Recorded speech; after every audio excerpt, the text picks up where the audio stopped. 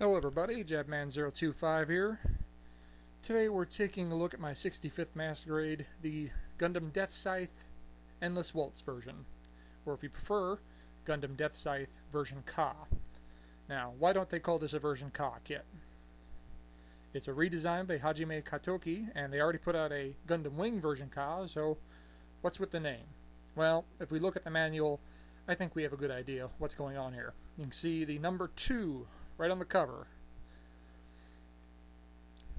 and you can see the high grade Wing Zero custom and the high grade Deathscythe Hell custom, which tells you we're getting a Master Grade Deathscythe Hell eventually.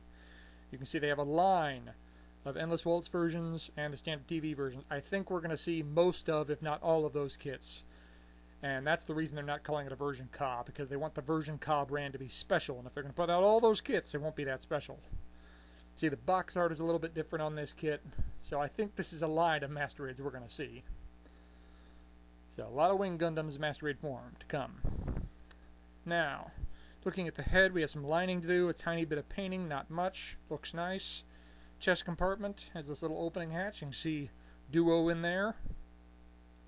The shoulders are real nice, one solid piece, you don't have anything to worry about getting loose. But we do have a connection issue, which I'll talk about in a little bit. Hands are just like the Master Grade Wing Gundam. Interchangeable fingers, but they are not articulated. See, we have an open style hand. We have a fist. And we have an open hand. In a kind of a grip mode. In terms of posability, this kit's great. Great bends out of the hips, the knees, the feet bend in 3 different places, including the toe. Arms go just about anywhere you want. Shoulders come out. Plenty of posability. There is no problems in that department in this kit. Here you can see a better look at the finished kit. Nice and stable, no balance issues with this guy.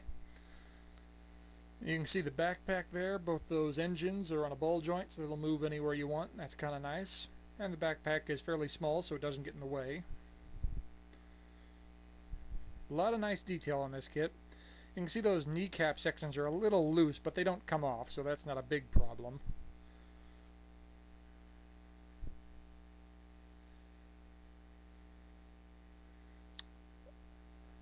And here you can see the decals. Fairly simple decals, not a whole lot. They give you a couple of bonus ones, like the one on there on the shoulder. You can use that if you want, but it's not mentioned in the manual.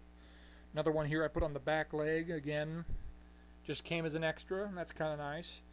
But the decals on this kit are pretty nice. You get some nice detail, especially in the weapons and in the body itself. They don't overwhelm it. So the Deathscythe's decals are really, really nice on this kit. I enjoyed the decals.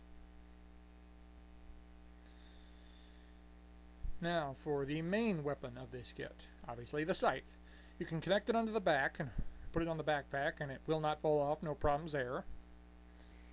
But we do come across some problems when we're trying to hold it. The clear green section for the blade is really neat looking, very detailed. I really like that.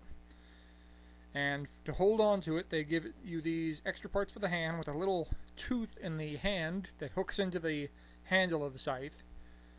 And that works kinda well. The problem we have here is the shoulder.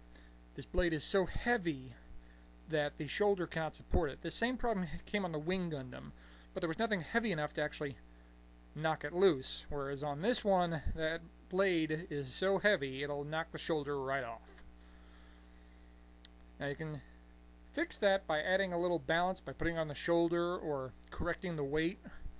But as the main weapon of this kit, you want it to be able to hold it.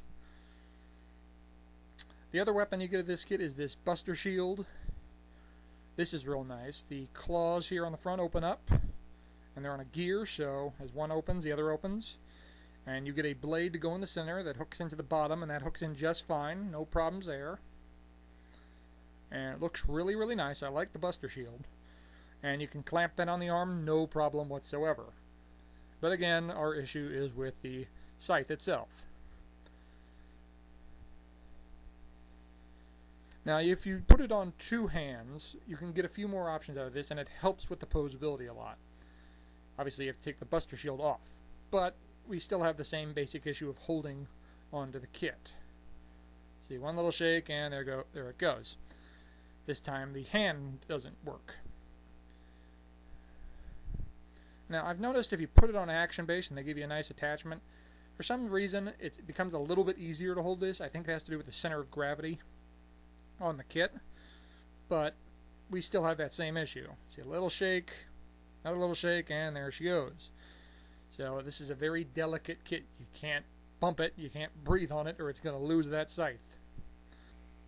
For my final thoughts on this kit, I'm going to give this kit a thumbs up, but I am going to say, as I was building this kit, I thought this was going to be the new Kit of the Year leader. I thought this was going to take the top spot from the Master Grade Wing Gundam. There are no bad nubs, balance is perfect, colors are great, no issues on the Gundam itself. And then we get to the scythe. The beam scythe is the primary weapon of this kit, and it has such issues holding it. The scythe is so heavy it'll knock the shoulders out, it'll knock the fingers out.